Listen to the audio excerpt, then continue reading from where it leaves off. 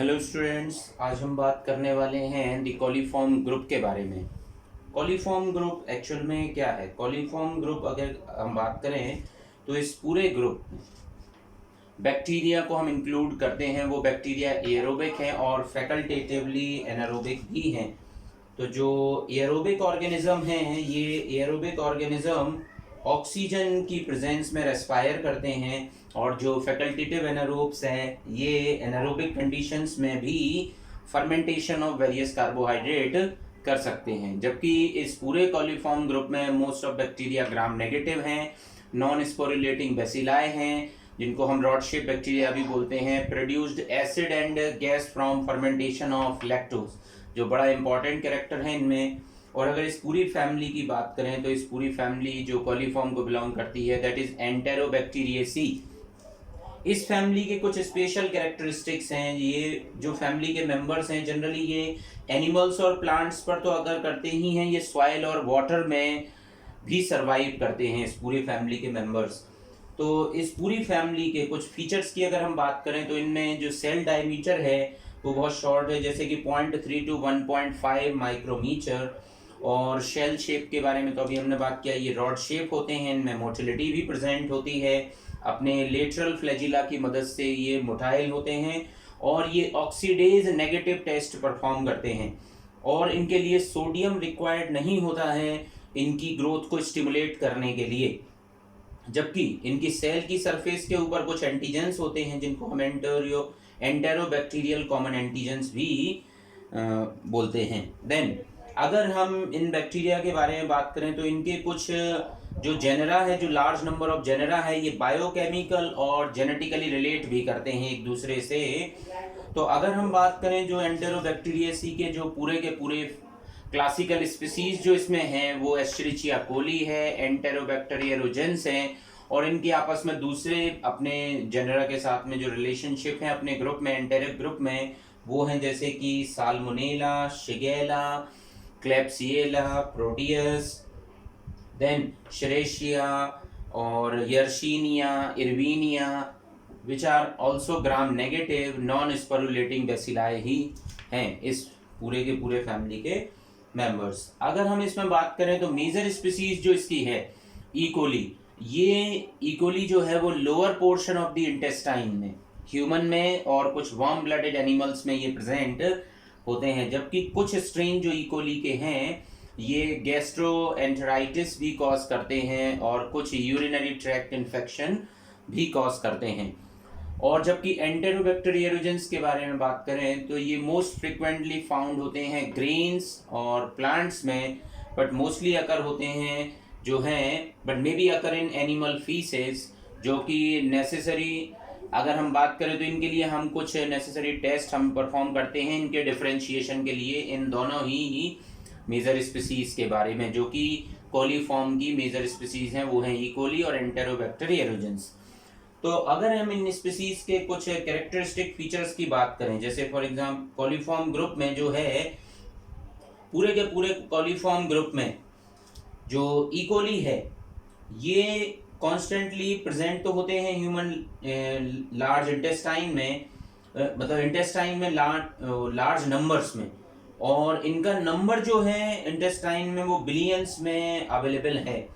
Then अगर हम इसमें बात करें तो ये generally live longer in water, बाहर आने पर ये वाटर में बहुत समय तक सरवाइव करते हैं और ये इंटेस्टिनल पैथोजेंस के जैसे भी बिहेव कर सकते हैं। जबकि एक नॉर्मल हेल्दी पर्सन जब एक्सक्रीट करता है अपने एक्सक्रीटा को तो ये पैथोजेनिक ऑर्गेनिज्म आउटसाइड आते हैं और ये फीसिस में अपीयर होते हैं। और ये कॉलीफॉर्म इसीलिए जो है वो एक सिग्नल भी है वाटर की टेस्टिंग के लिए, कि अगर कॉलीफॉर्म की प्रेजेंस है तो वो इंडिकेट करता है कि उस वाटर बॉडी में मतलब इकोली की प्रेजेंस कंफर्म करती है कि इसमें फीसिस का एडिशन हुआ है। देन अगर इनको हम कुछ बायोकेमिकल टेस्ट के बेसिस पर अगर हम इनको डिफरेंशिएट करना चाहें तो इनका जो डिफरेंशिएशन है वो कुछ टेस्ट से हम कर सकते हैं। जैसे फॉर एग्जांपल जैसे प्रोड्यूस्ड इंडोल, इंडोल का जो प्रोडक्शन है वो ट्रिप्टोफान अमीनो एसिड की प्रेजेंस में जो इकोली है वो उसको इंडोल में बदल सकता है। ये इकोली में प्रेजेंस है ये ट्रिप्टोफान से इंडोल बना सकता है, और जबकि एंटेरोबैक्टर एरोजेंस जो है वो इसके लिए नेगेटिव होता है।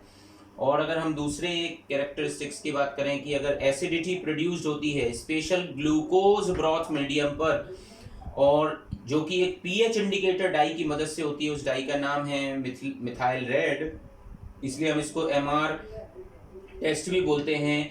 तो ई कोली जो है वो लोअर पीएच प्रोड्यूस करता है, बट ये एसिड जनरेट जरूर करता है। देन इसीलिए ये टर्न्स हो जाता है इंडिकेटर रेड जो है, which turns the indicator red, जबकि एंटेरोबैक्टर एरोजेंस जो है do not produce an large amount of acid, ये उतना ज़्यादा एसिड प्रोड्यूस नहीं करता है, इसलिए do not produce colour change, इसलिए ये नेगेटिव टेस्ट देता है, एमआर नेगेटिव टेस्ट होता है। जबकि तीसरे टेस्ट की अगर हम बात करें जो कि है वोगेस प्रॉस्कर टेस्ट, जिसमें कि एक स्पेशल कंपाउंड प्रोड्यूस होता है ग्लूकोज पेप्टोन मीडियम पर, उस कंपाउंड का नाम है एसिटिल मिथाइल कार्बिमिनॉल, जो कि ई कोली जो है वो ये नेगेटिव टेस्ट देता है। ये इस केमिकल को प्रोड्यूस नहीं करता है, एसिटिल मिथाइल कार्बिनॉल का प्रोडक्शन नहीं करता है, जबकि Enterobacter aerogenes positive test represent करता है इसके लिए। अब sodium citrate as a carbon source, fourth test जो है ई कोली इसको as a carbon source use नहीं करता है, और जबकि जो एंटेरोबैक्टर एरोजेंस हैं ये पॉजिटिवली इसको यूटिलाइज करता है एज अ कार्बन सोर्स। तो इस तरीके से हम दोनों में डिफरेंसेस क्रिएट कर सकते हैं। बट एक्चुअल में अगर हम बात करें तो जो बाकी कॉलीफॉर्म ग्रुप ऑफ बैक्टीरिया जो हैं इसमें, हम इनमें जो हैं कई सारे इनके केमिकल टेस्ट नोन नहीं हैं, जैसे कि क्लेब्सिएला में, सिट्रोबैक्टर में अगर हम बात करें तो इनकी डिटेल्ड बायोकेमिकल, जेनेटिक और इम्यूनोलॉजिकल डाटा ज़्यादा अवेलेबल नहीं है। तो हम केवल इन्हीं दोनों ऑर्गेनिज्म को और आगे फर्दर और हम बात कर सकते हैं। इन पूरे टेस्ट के लिए जो है, ये जो चारों टेस्ट की हम बात करते हैं, for convenience that test collectively called IMViC reactions, इसको हम इम्बिक रिएक्शंस भी बोलते हैं। I for indole, methyl red, Voges Proskauer और सिट्रेट यूटिलाइजेशन टेस्ट। अगर कॉलीफॉर्म को अगर हमें कंफर्म करना है तो कुछ बैक्टीरियोलॉजिकल टेक्निक्स हैं, उन बैक्टीरियोलॉजिकल टेक्निक जो कि standard method of examination of water and waste water को अगर हमें चेक करना है तो इसके लिए कुछ टेस्ट हैं, माइक्रोबायोलॉजिकल मेथड्स हैं। और इसमें जैसे फर्स्ट जो हम बात कर सकते हैं स्टैंडर्ड प्लेट काउंट, इसके बारे में सभी ने सुन रखा होगा। स्टैंडर्ड प्लेट काउंट क्या है? जो इसमें हम कॉलोनी काउंट करते हैं, प्लेटिंग करके लिक्विड्स को, वाटर सैंपल हमने उसमें लेते हैं और स्टैंडर्ड कितनी कॉलोनी उस प्लेट पर आ रही हैं उनको हम काउंट कर सकते हैं। इसी वजह से इसको इंटरप्रिटेशन किया जाता है रिजल्ट का, इस वजह से। और फ्यू पैथोजेनिक माइक्रो ऑर्गेनिज्म को जो है वो उनके मोर सिग्निफिकेंटली हम उनको और आगे फर्दर टेस्ट के लिए ले जा सकते हैं। तो इस तरीके से जो प्लेट काउंट है वो यूजफुल होता है determining the efficacy of operation and removing और डिस्ट्रॉइंग ऑर्गेनिज्म। जैसे कि क्या स्टैंडर्ड प्लेट काउंट से जो बेनिफिट मिलता है वो ये है कि वाटर को क्या सेडिमेंट करने की ज़रूरत है, क्या फिल्ट्रेशन करने की ज़रूरत है, क्लोरीनेशन करने की ज़रूरत है। तो स्टैंडर्ड प्लेट काउंट एक माइक्रोबियल पॉपुलेशन को रिड्यूस्ड करने के लिए एज अ इंडिकेटर यूज होने वाली टेक्निक भी बन जाती है। अगर हम दूसरी अगर बात करें presence of coliform, presence of coliform जो है ये हम इसमें कई सारे सेवरल एक्टिव और डिफरेंशियल मीडिया का यूज करते हैं कॉलीफॉर्म के लिए जो है, जो कि एग्जामिनिंग ऑफ कॉलीफॉर्म ऑर्गेनिज्म। कई स्टैंडर्ड माइक्रोबायोलॉजिकल टेक्निक्स इसमें हम जो है सक्सेसिव स्टेप्स पर परफॉर्म करते हैं, जिसको हम जनरली जानते हैं प्रिजम्पटिव टेस्ट और कन्फर्म्ड टेस्ट के नाम से। तो अगर हम प्रिजम्पटिव टेस्ट, कन्फर्म टेस्ट और कंप्लीटेड टेस्ट की अगर हम बात करें तो पहला जो प्रिजम्पटिव टेस्ट है इसमें हम ऑर्गेनिज्म को या वाटर सैंपल को इंक्यूबेट करते हैं लैक्टोज ब्रॉथ पर। तो अगर उसमें गैस प्रोड्यूस्ड होती है, अगर उसमें प्रेजेंट अगर कॉलीफॉर्म ग्रुप अगर होगा तो वो गैस प्रोड्यूस करेगा, जो प्रिजम्पटिव एविडेंस ऑफ कॉलीफॉर्म को बताता है। और इससे हमें ये रहेगा कि एग्जामिनेशन को कंटिन्यू रखना है कि नहीं रखना है। अगर यहाँ पर एग्जामिनेशन, अगर गैस प्रोडक्शन होता है तो एग्जामिनेशन को हम कंटिन्यू रखेंगे और कंफर्म्ड टेस्ट लगाएंगे, और अगर नो गैस हुआ तो कॉलीफॉर्म नॉट प्रेजेंट, तो हम एग्जामिनेशन को यहीं पर स्टॉप कर देंगे। सो स्टॉप हियर, तो फिर फर्दर आगे नहीं बढ़ेंगे कंफर्म्ड टेस्ट के लिए। बट अगर गैस प्रोड्यूस्ड हुआ है प्रिजम्पटिव टेस्ट में, तो फिर हम कंफर्म्ड टेस्ट की तरफ बढ़ेंगे, जो कि जिसमें हम ट्रांसफर करते हैं lactose broth tube with gas की अगर हम बात करें तो देन इसमें हम दो तरीके से कंफर्म्ड टेस्ट लगा सकते हैं। एक हम मीडियम यूज करते हैं ब्रिलियंट ग्रीन लैक्टोज ब्रॉथ, जिसको हम बोलते हैं BGLB, जो कि इनहिबिट करता है ग्रोथ ऑफ लैक्टोज फर्मेंटर को। किसको? ग्रोथ ऑफ लैक्टोज फर्मेंटर जो है वो इनहिबिट हो जाते हैं और वो फर्मेंटेशन नहीं कर पाते हैं then coliform, other than coliform. So gas formation in the BGLB medium constitute होता है, जो कंफर्म्ड टेस्ट देता है कि कोलीफॉर्म इसमें प्रेजेंट है। तो इस तरीके से जो है वो brilliant green lactose broth medium पर हम टेस्ट करते हैं और कोलीफॉर्म की प्रेजेंस को समझते हैं। जबकि दूसरा टेस्ट किया जाता है मीडियम पर, जिसको हम बोलते हैं इयोसिन मिथिलीन ब्लू अगार मीडियम, EMB, जिस पर हम कोली और एरोजेंस जो हैं, कोलीफॉर्म और एरोजेंस जो हैं, ये ऑर्गेनिज्म प्रोड्यूस करते हैं एक कैरेक्टरिस्टिक कॉलोनी। तो कैरेक्टरिस्टिक कॉलोनी के बेसिस पर हम कंफर्म करते हैं। अगर हम ई कोली की कॉलोनी देखें EMB अगार मीडियम पर, तो EMB अगार मीडियम पर ये जो है ई कोली जो है वो dark almost black centred colony, small dark black centred colony और ग्रीन मेटेलिक सीन भी यहाँ पर दिखाई देता है हमारे लिए। ई कोली की कॉलोनी कुछ ऐसे रिप्रेजेंट होती है।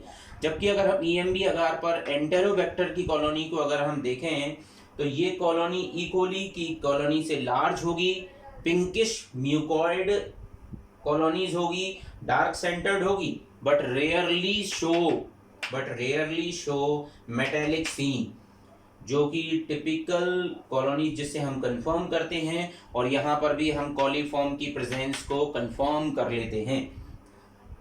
तो इस तरीके से प्रिजम्पटिव टेस्ट और कंफर्म्ड टेस्ट लगाए जाते हैं ई कोलीफॉर्म ग्रुप की प्रेजेंस को कंफर्म करने के लिए। बाकी एक और टेस्ट है जिसमें कि हम मेम्ब्रेन फिल्टर टेक्निक का यूज़ करते हैं। इसमें हम जो हैं मेम्ब्रेन फिल्टर टेक्निक एक बैक्टीरियोलॉजिकल एग्जामिनेशन ऑफ वाटर है, जिसमें सबसे पहले हम एक स्टेराइल डिस्क लेते हैं और इसमें मिलीपोर फिल्टर मेम्ब्रेन का यूज़ किया जाता है और इसमें एक पर्टिकुलर वॉल्यूम ऑफ वाटर को टेस्ट किया जाता है। तो आप लोगों ने सीज फिल्टर का नाम सुना होगा, जैसे कि हम उसका यूज़ कर सकते हैं यहाँ पर। और इसमें फिल्टर के ऊपर जितने भी अमाउंट ऑफ ऑर्गेनिज्म उस फिल्टर के ऊपर आएगा, उस सरफेस ऑफ द मेम्ब्रेन पर आएगा, उस फिल्टर डिस्क को हम वहाँ से रिमूव करेंगे एड्जॉर्बेंट पैड की मदद से और फिर हम सैचुरेट करेंगे और अप्रोप्रिएट मीडियम पर उस डिस्क को हम प्लेस कर देंगे। तो जो भी अमाउंट ऑफ ऑर्गेनिज्म उस पर आएगा हम उस पर कॉलोनीज को कंफर्म कर लेंगे।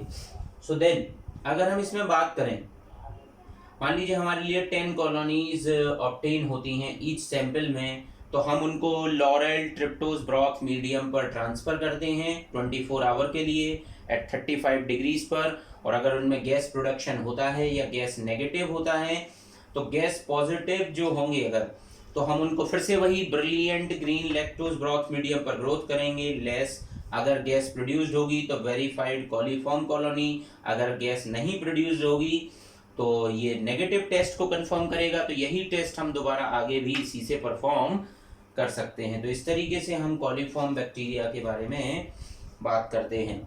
तो ये तो हुआ कॉलीफॉर्म। नेक्स्ट हम उसमें कुछ और डिस्कस कर रहे होंगे, micro organism other than coliform bacteria. So thank you.